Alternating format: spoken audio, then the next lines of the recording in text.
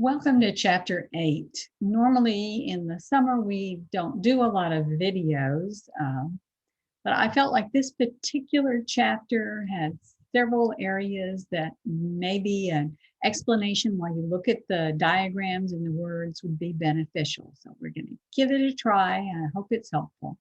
So this chapter is on geologic time. Some things in geology happen very quickly. An earthquake can happen in a matter of minutes. A volcano can erupt quickly, but maybe the transformation of sediment into rock can take a really long time. So in this, we're going to look at some of those clues that we use to try to tell what's going on. And to start that off, we talk about in geology, we look at usually the order of events. Was a rock layer put in place and then the igneous intrusion took place, or was the igneous rock laid down and then the sedimentary rock on top of that? So order, which came first, can be very important. When we do this, we're concerned with formations. Formations are large bodies of rock that look different from the surrounding rock, and they're typically given names. And in a map like this, they would be colored in differently. So this is a large-scale map of the state of North Carolina. It's a geologic map, and so the different colored regions represent areas where the rocks in that region are very similar to each other and different from the rocks in the adjacent region. So for example, this blue area is the Blue Ridge Belt, and the rocks in that region are significantly different than the rocks in the inner Piedmont Belt, which is this pink colored region. And those in turn are very different from this yellow region on the coastal plain. So this map doesn't have a lot of fine detail, but we have maps that do. So let's scroll down and look at one of those. This is another geologic map of the state of North Carolina. And you can see that instead of those 6 or 8 large areas, we have many more smaller areas. So for example, that Blue Ridge Belt has been colored in, and you can see that there's at least one, the green, the dark brown, and the light brown. So at least 3 different kinds of rocks, actually 4, I guess, if we count this kind of burgundy color. So 4 different kinds of formations inside this larger area. Here's the coastal plain over here, and that was yellow on the previous map, and you can see there's the light yellow, the peach colored, the dark gray, the light gray, the peach, the dark green, the light green, and this kind of yellow colored. So a lot of different rocks inside that. We could even go to a finer scale than this and see even more definition. So again, the colors represent the kind of rock that's present, and the little legend on the map will tell you not only the name of the formation, but what geologic time period it was deposited in. So you get some idea of the age of the rocks. And I skipped over something, I apologize. I'm scrolling without the use of a mouse. And this is enough to make a person dizzy. So formations, which I have previously defined, are bodies of rock of considerable thickness that have recognizable characteristics to distinguish them from the adjacent rock units. Probably my most favorite formation of all time is the Cranberry Gneiss Formation. It's found near the town of Cranberry, North Carolina, and it's a type of pink gneiss. So it's a really neat thing. It was named for the Cranberry River or stream or creek, I forget which, in the general area. But we have a photograph of it here. You can see it's pink and black and really kind of pretty. Oh, it's a creek. There we go. So to determine the age of rocks relative to each other, we can use three principles. The principle of original horizontality, that tells you that layers that are deposited in water are usually horizontal. Why water and not air? Well, in water, it's only if the water is very still will the sediment fall down and form these layers. Whereas if it were in wind and air, wind would come along, an animal might walk over. It's really hard to get a nice horizontal layering and sediment deposited in air. Too many things disturb it. So the second principle we use is the principle of superposition, and that says that the old layers are on the bottom and the young layers are on top. And the last one is the principle of cross-cutting relationships, and that tells you that the disruption to a pattern is younger than the pattern itself. So what does that mean? That means if you have country rock and a dike cuts through it, the dike is younger than the country rock. The country rock had to be in place for the dike to slice through it. When we are looking at rock layers, we sometimes have to use correlation to figure out what's going on. So correlation is matching. We match rocks or changes in rocks in one locale to the same rocks or changes in rocks in a different locale, and make the conclusion that the two areas maybe were deposited at the same time and separated at a later date. You can think back to that image of South America being swung over to connect with Africa when we talked about tectonic plates and how they shift over time. So we base correlation on several factors. We can look at, the first one was physical continuity. So you just look at the layers and notice that they're all in a line. So for example, if you were looking at the Grand Canyon, the Colorado River runs through the middle of it. And so we can use physical continuity. You can see that the rocks on the south rim of the Colorado River match up with the rocks on the north rim. And here's just a photograph showing you that these are some of the, it's a photo of the Grand Canyon. You can see there's some distinct layers that are easy to pick out. The second way we could do this is by looking at similarity of rock types. So if you have an unusual type of rock, and you find it in an isolated location, and then you find that same unusual kind of rock in a very different location, you can assume that they were probably closer together. And again, to borrow an example from the tectonic plate information, here you can see a large scale map showing Africa and South America. And you can see that the yellow represents rocks that match from the same kind of rock assemblages or groupings. And here is North America and Greenland in between, matching up with Europe. And again, you can see that there's some similarity of rock type.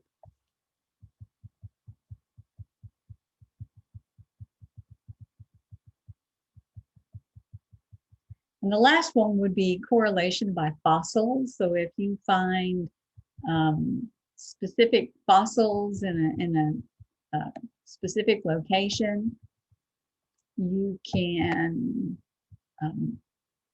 usually you look at a fossil assemblage, you look at the grouping of fossils, and you try to match rocks up based on the combination of fossils that are existing in the rock.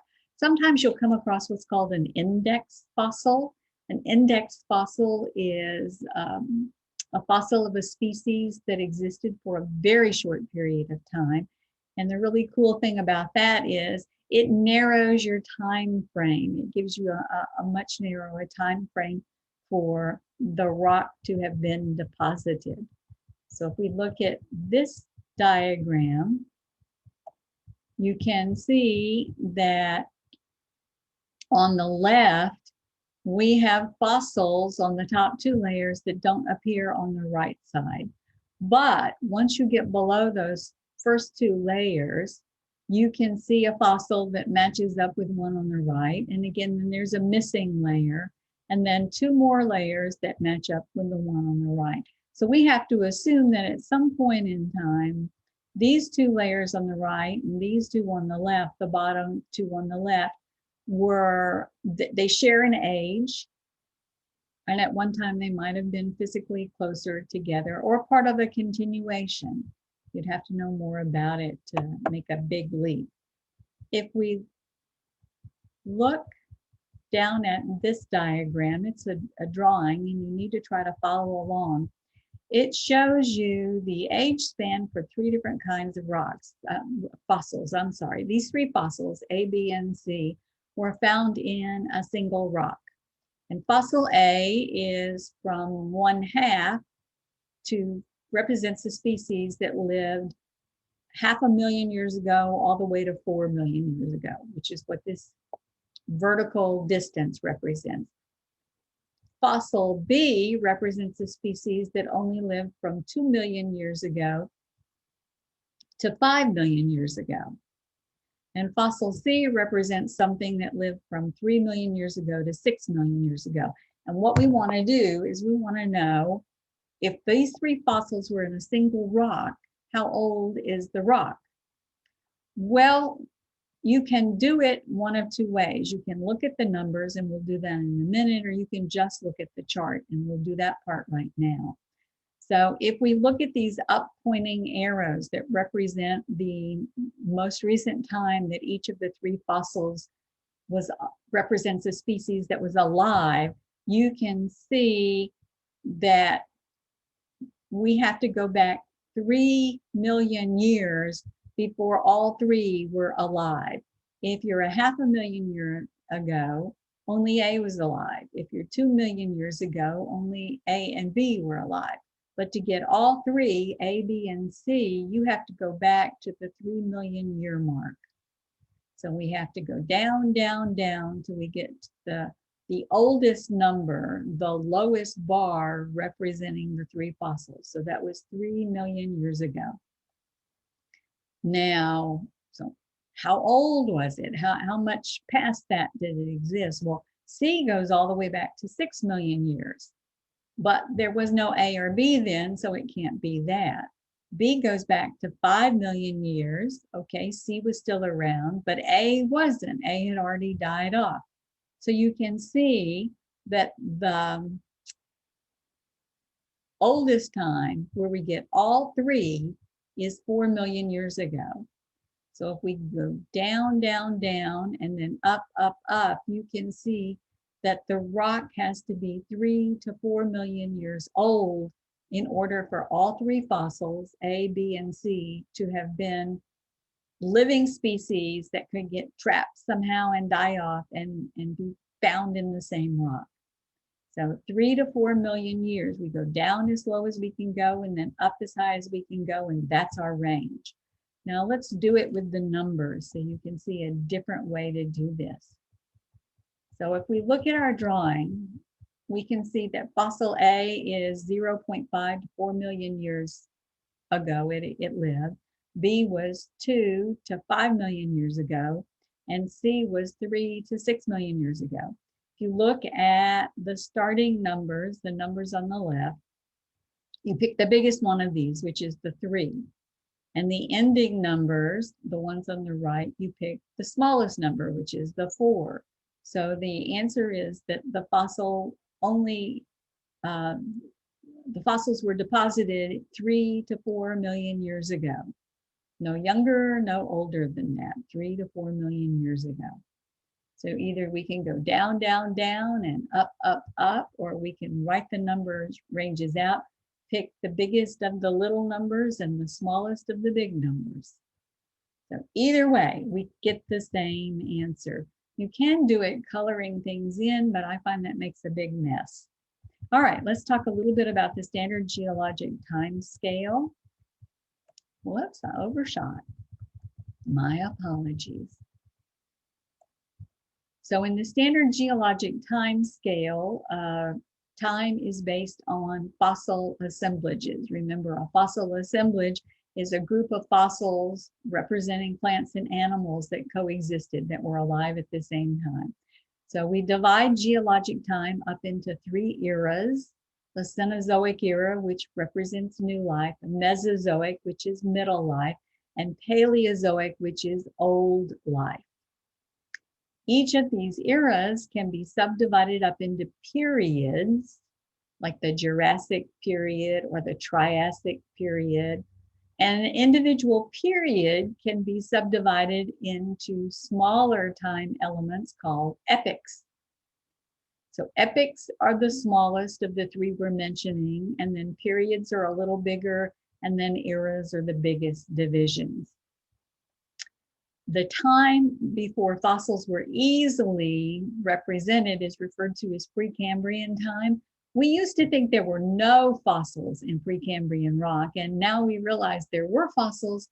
They were just very, very tiny, and we hadn't been able to single them out yet. So Precambrian time does have fossils in it. They're just really small. They're microscopic. Let's come down and look at this, a visualization of the chart. So I've got a couple of them. This one I like because it gives you some events that are going on. And so you can see that the Cenozoic era is up here, and then Mesozoic and Paleozoic, and then from here down is Precambrian, because it's older than the Cambrian period. So you've got Cambrian and Ordovician, Silurian, Devonian, Mississippian, Pennsylvanian, Permian, Triassic, Jurassic, Cretaceous, Paleocene, Eocene, Oligocene, Miocene, Pliocene, Pleistocene, and Holocene. We are in the Holocene at the moment. You can see that they show you that some things were happening at different times in our past. And now we've got a different one that is a little larger than our view will let us look at it in totality, where it even has some numbers. This MA is million years ago, and it gives you some events that have taken place. So humans haven't been around for very long. Shows you when there were dinosaurs, when trees first popped up, when there were fish in the ocean, land animals, all kinds of cool stuff. We're going to scroll down and talk about unconformities. So an unconformity is a break in the geologic record. If a river comes down and washes away a rock and eats it away, it creates an unconformity. If you come in with your bulldozer and you take away a chunk of a mountain while you're building a road, you are creating an unconformity. Earthquakes can make them, landslides, all kinds of things can create changes that screw up the time record in our geologic record. So when you have a rock layer or unit that is much younger than the ones that come below it, we figure there's an unconformity, that something happened to take away rock. Most unconformities are buried erosional surfaces. And what that means is that your rock has had weathering and erosion, which has taken away some kind of a layer. Unconformities occur at the Earth's surface. They're surface events, and we have 3 types.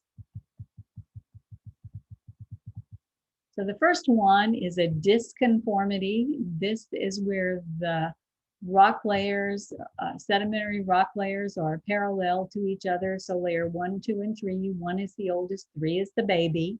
Something comes along, maybe a river carries away all of layer 3 and half of layer 2.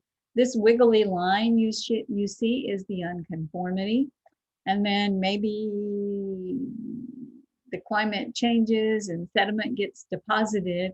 And so now we have layer 1 and layer 2, 3 is all gone, and 4, which is much younger than layer 2, gets deposited. So this is a disconformity because one layer has disappeared and a new one has come on top. Here you've got a photograph of a disconformity. You've got conglomerate down below and a different kind of rock up above. And it's very obvious they are not the same kind of rock.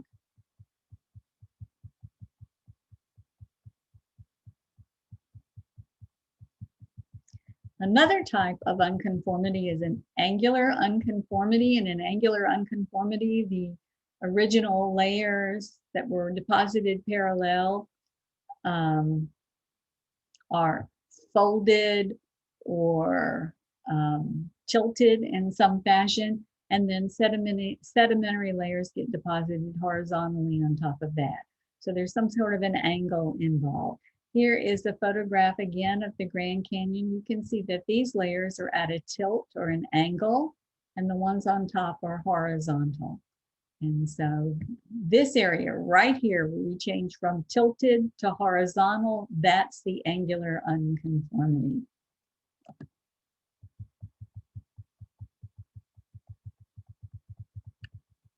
Our last one is a nonconformity, and that's when you have non-sedimentary rock. So you can have plutonic or metamorphic rock, and that's why these lines are not straight. They're sort of jagged. Erosion takes place, and now sedimentary rock gets dumped on top of that, and that's a nonconformity. And again, you'd have to know what kinds of rock you're dealing with to guess that it's a nonconformity. The angular unconformities are really easy to identify. The other two require more in-depth knowledge. So there is a separate video and a little 2-page document that goes with it to give you help with making a geologic column. I'll assign this right before you do the lab. It'll be a pre-lab exercise. So let's look at this geologic cross-section. So a geologic cross-section is a side view of the rocks. If you wanted to think of a cake as being the rocks and you sliced it in half and pulled it apart so you could look inside, you could see the different layers. That would be a cross-section of the cake. Well, when you build a road through the mountains, a lot of times you slice down and you see the different layers in the rocks. So we're going to think of this drawing as the different layers in my rocks. And we have slate, which is the dashed line. The rock with the circles is conglomerate. The rock with no shading is marble. And the one with the little fuzzy explosions represents the sandstone.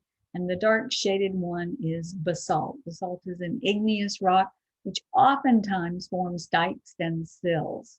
So when we do a cross section, we have a 3-step process. The first step is to list the rocks vertically in the order of deposition. So we just come from the top and go down. You can see that the top is sandstone, followed by conglomerate, followed by slate. So that's what I'm going to have listed: sandstone, conglomerate. Oh, I'm sorry, I left out the marble, my mistake. So yes, sandstone, marble, conglomerate, and slate. 4 rocks. And then what we do is we go in and we insert any changes. So you can see that there is a dike and a sill. When we have a sill that touches a dike, we assume they formed simultaneously, so at the same time. And we ignore the sill and look at the part that went up the highest, which is the dike. You can see that the dike cuts through slate and conglomerate and marble. And so it has to be between the marble and the sandstone. So I'm going to draw a little line coming out between the marble and the sandstone. And you'll notice that the unconformity, which is this wavy line, is also between the marble and the sandstone. So it's going to have to go in this space too, between marble and sandstone.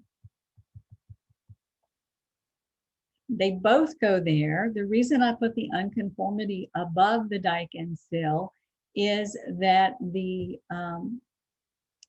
unconformity is considered a surface event and is always the youngest if you have multiple things going on at the same place. And then finally, we have this little tilt. You'll see that the slate is not horizontal, but it's at an angle. So the slate got deposited and then the rock was tilted. Conglomerate is not tilted because, as you see, it's just a straight line coming across. So we have a tilt. We have the sandstone, the unconformity, the dike sill combo, marble, conglomerate, tilt, and slate. And now we can put them all together in numeric order. So you can see we have the sandstone, the unconformity, the dike and sill, the marble, the conglomerate, the tilt, and the slate. Notice that the numbers, 1 is on the bottom and the biggest number, which is 7, is on the top. 1 is the oldest. We number rocks like children in a family. So the oldest is number 1. And we go from there. This final diagram where we've written the words and numbered them is the geologic column. So this is the geologic column. To determine the absolute age, we would use radioactivity. We have again talked about this when we talked about the very first lab on the tectonic plate boundaries. Right now, we think the Earth is approximately 4.5 billion years old and that the oldest rocks are roughly 3.8 billion years. They tweak this number from time to time as they get more and new data that allows them to make a better guess at things. Radioactivity is typically very helpful in dating the age of things. There are naturally occurring materials in the Earth called isotopes that are have too much energy and an imbalance in the number of protons and neutrons in their nucleus. And in order to become balanced, they give off energy and sometimes mass in the form of alpha particles, beta particles, and gamma rays. And the end result will eventually be that you have a stable nucleus. So we can study these things to help determine the age of different rocks. So when you have a radioactive decay, the resultant is called the daughter product. So in this little equation, the uranium-236 is the parent. This is an alpha sign. So the alpha particle is the radiation that's given off.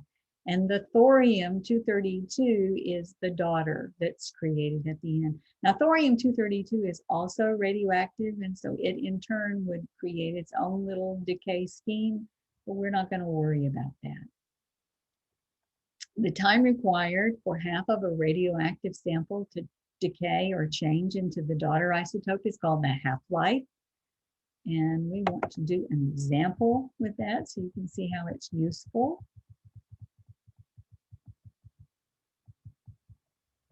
So potassium-40 has a half-life of 1.3 billion years. If you start out with 20 grams of potassium-40, we wonder how much will we have left after 3.9 billion years? Well, the first thing we need to do is figure out how many half-lives that is. So we take our total time, that 3.9 billion years, and divide it by the time for one half-life, which is 1.3 billion years. And you can see that 3.9 divided by 1.3 gives us 3. So that 3.9 billion years is 3 half-lives. That means that the amount of material you have in the original potassium-40 gets divided in half 3 times, 3 sequences. So the first time, 20 grams, because that's what we said we started with, divided by 2 would give us 10 grams. That would be the amount you have left at the end of the first half-life, so at the end of 1.3 billion years. 10 grams, what we had at the end of one half-life, divided by 2, would give us 5 grams, and that's how much you have left at the end of the second half-life. So now we're at a total of 2.6 billion years. Take that 5 grams and divide it one more time. And we have 5 grams divided by 2 gives us 2.5 grams. And that's how much you have at the end of the third half-life. So at the end of that 3.9 billion years.